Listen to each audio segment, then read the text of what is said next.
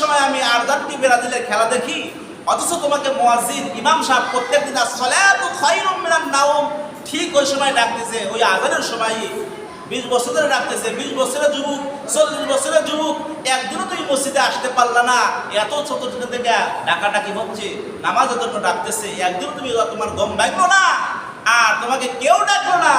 খেলার টাইমে তুমি সবার আগে উঠে খেলা দেখা শুরু করতেছো, রাত 2টার সময় 4টার সময়। কি জবাব সেই দিন দিবা?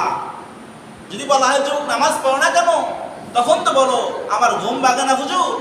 কিন্তু যখন খেলা হয়, আর্জেন্টিনা ব্রাজিলের খেলা হয়, তখন তো ঠিক রাত 4টের সময় ওটা তুমি ঠিকই খেলা দেখতেছো। সেই দিন আল্লাহর দরবারে কি জবাব দিবা? হে যুবক, সেদিন আল্লাহ বলবে ঠিকই তো ওই নেইমারের ব্রাজিলের খেলা দেখার জন্য রাত 4টের সময় দেখে দেখে খেলা দেখবি, আর তোকে আমি কতদিন ডাকছি আসসালাতু খায়রুম মিনান নাওম, হাইয়া আলাস সালাহ, হাইয়া আলাল ফালাহ, কল্যাণের ডাকছি। একদিন না, 2 দিন না, তাকে 60 বছর হায়াত দিয়েছিলাম, 60 বছর চতুর্দিক থেকে তোকে ডাকা হচ্ছে, একদিনও আমার ডাকে সারা দেশ নাই। সেদিন কি জবাব দিবা? তুমি তো এই অজুহাত দিতে পারবে না। যদি আল্লাহর ভালোবাসা থাকতো, নবীর ভালোবাসা থাকতো, ঠিকই ঘুম থেকে উঠে আসতা। যেভাবে তুমি আর্জেন্টিনার ব্রাজিল খেলার জন্য তোমার ঘুম ভেঙে যায়, ওটা কিন্তু দলকে মন থেকেই ভালোবাসো, আর্জেন্টিনা দলকে তুমি ভালোবাসো থেকেই তোমার ঘুম চলে যায়।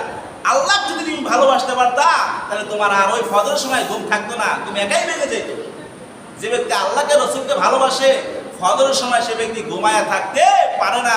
যেভাবে খেলা দেখার সময় কাউ ডাকা লাগে না, একাই উঠতে পারো, তুমি মন থেকে ভালোবাসো। তো আল্লাহকে মন থেকে ভালোবেসে দেখো, রাসূলকে মন থেকে ভালোবেসে দেখো, দেখুন ফজরের সময় আর ডাকাডাকি করতে হবে না, একাই ঘুম ভেঙে যাবে। এটাই তোমার ভালোবাসায়। আসলে কি তুমি জান্নাত কামাই করছো নাকি জাহান্নাম কামাই করছো? নিজে নিজে যখন বিচার করবা, তোমার বিচার পাওয়া যাইবা।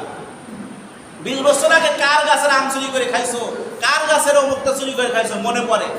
মন বলে দেয় 20 বছর আগে আমি অমুকের বাড়ি আম চুরি করছি, অমুকের বাড়ি বলেই চুরি করছি, অমুকের বাড়ি কাঁঠাল চুরি করছি, লিচু চুরি করছি। 20 বছর আগের কথাও কি করে মনে পড়ে? তোমার মনকে তুমি বিচার করবা, আমি কয়টা নেকের কাম করছি আর কয়টা গুনার কাম করছি, আমি কি জান্নাতি না জাহান্নামী, নিজে নিজেই বিচার করা যায়। এই জন্যই তো আল্লাহ রাব্বুল আলামিন বিচারের দিন আমলনামা দিবে, তোমার আমলনামা তুমি পড়ো, আসলে তুমি জান্নাতি না জাহান্নামী, তোমার আমলনামা খুলে দিবে, তুমি দেখে দেখে তুমি বলো তুমি জান্নাতি না জাহান্নামী। সেই দিন কি জবাব দিবা? এই জন্য আল্লাহ যদি ভালোবাসো, রাসূলকে যদি ভালোবাসো, আর একনিষ্ঠভাবে যদি মুসলমান দাবি করে থাকো, তাহলে কখনো ফজরের নামাজ যখন তোমাকে ডাক দেওয়া হয়, তুমি ঘুমায়া থাকতে পারো না। হুজুররা বলতে হবে নামাজের জন্য, হুজুর কইলে কোনো কাজ হবে না। আমি যতই বলি কখনো আপনি নামাজ পড়বেন না, যে আসলে যদি মুসলমান দাবি করে থাকেন, আমার বলতে হবে না, একাই পড়বেন। এখানে আল্লাহ রাসূল বলছে রাকাতুল ফাজরি খায়রুম মিনাদ দুনিয়া ওয়া মা ফিহা, দুনিয়া এবং দুনিয়ার ভিতরে যা কিছু আছে সব কিছুর থেকে উত্তম হলো ফজরের 2 রাকাত সুন্নাত। এই ডক্টর ইউনূস প্রধানমন্ত্রী হয়েছিল বাংলাদেশে, সে কি করতে পারছে? অথচ তুমি যদি 2 রাকাত সুন্নাত আদায় করো, তার থেকে তুমি দামি হয়ে যাইবা। এই জন্য মুসলমান ভাইয়েরা, আল্লাহকে চিনেন, আল্লাহকে ভালোবাসেন, রাসূলকে ভালোবাসেন। এই জন্য রাসূলকে ভালোবেসে যা মন চাই করেন, দুনিয়া এবং আখিরাত সুন্দর করেন, এটা আমার জন্যই কল্যাণকর।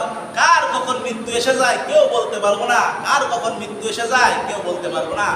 কখন কে মরে যাবে, মরে যাওয়ার পরে আফসোস করে কোনো লাভ হবে না।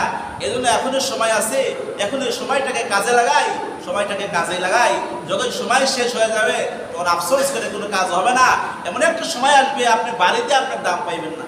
যখন 70 বছর 80 বছর হায়াত হয়ে যায়, সেই ব্যক্তিকে জিজ্ঞাসা করে দেখো দুনিয়াটা কি, ও দুনিয়ার কোনো স্বাদ নাই।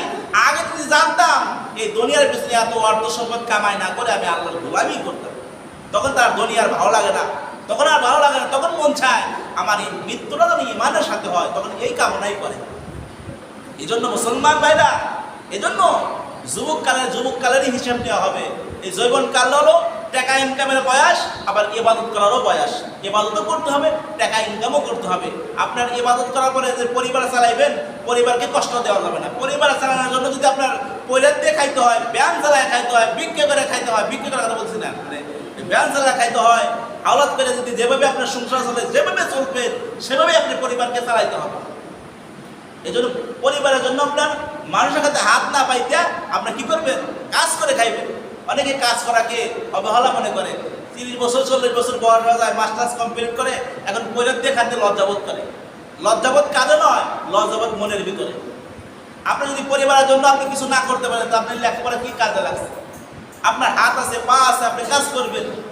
মানুষের কাছে হাত না পাতে কাজ করে খাবেন, কাজ করাটাও ইবাদত।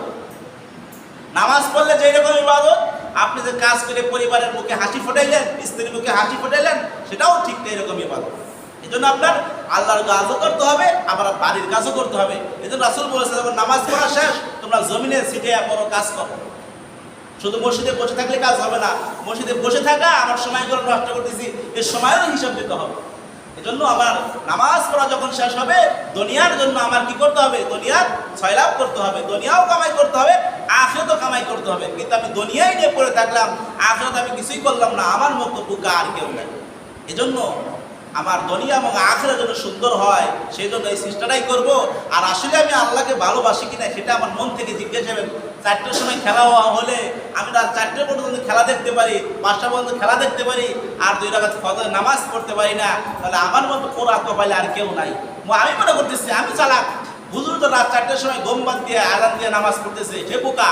কোন কোন শীতে সে নামাজ পড়তেছে, আর আমি কম্বলে তুলে ঘুমাই দিচ্ছি। কয়দিন আর ঘুমাইবা? এই ঘুম কয়দিন থাকবে? সারা জীবন তো ঘুমাইতেই কাটাইবে, কবরে তো ঘুমাই